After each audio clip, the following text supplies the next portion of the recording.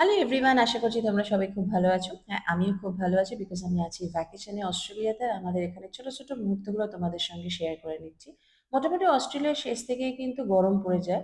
আর Australia basically একটা hot ক্লাইমেটের শহর। আর যে কোনো বাইরের কান্ট্রিতে না ক্রিসমাস ভীষণ বড় করে সেলিব্রেট করা হয়। এখন থেকেই দোকানগুলোতে কিন্তু বিভিন্ন হোম ডেকোর আইটেম চলে এসছে।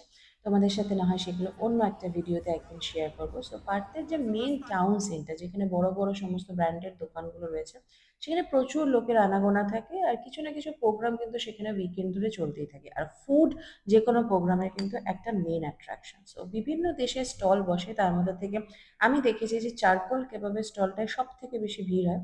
অ্যাজ আই লাভ মোমো, সেই জন্য আমি ডাম্পলিং বা মোমোই চুজ করেছিলাম। I choose pork momo, but কলকাতার মতো না হলে টেস্ট ওয়াজ গুড।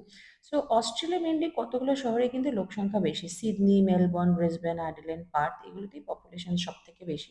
সো যখন আমরা উইকেন্ডে বাইরে বেরোই, যেহেতু পলিউশন নেই, রোদ উঠলে ঠিক শহরটাকে যেন ক্যানভাসের মতো লাগে। তো খাবারের প্রসঙ্গে যেটা বলছিলাম যে এখানকার মানুষ অনেক বেশি হেলথ কনসিয়াস, ফিটনেস ফ্রি, যার ফলে 70-80 কোনো বয়সে নেই। It's just a number. But আমাদের স্পেশালি বাঙালিদের টেস্ট বাডটাই এমনভাবে তৈরি হয়ে গেছে যে আমরা হেলদি খাবারটা বেশি দিন কন্টিনিউ করতে পারি না। তবে হ্যাঁ, right portion of food and টাইমিংটা যদি ঠিক করা যায়, তাহলে অনেক দিনভাবে সুস্থভাবে লাইফটাকে এনজয় করা যাবে। এরকম অনেক ছোট ছোট ইনফরমেশনস অ্যান্ড ভিডিও নিয়ে তোমাদের কাছে আসবো। আজকের মতো আসি, টাটা।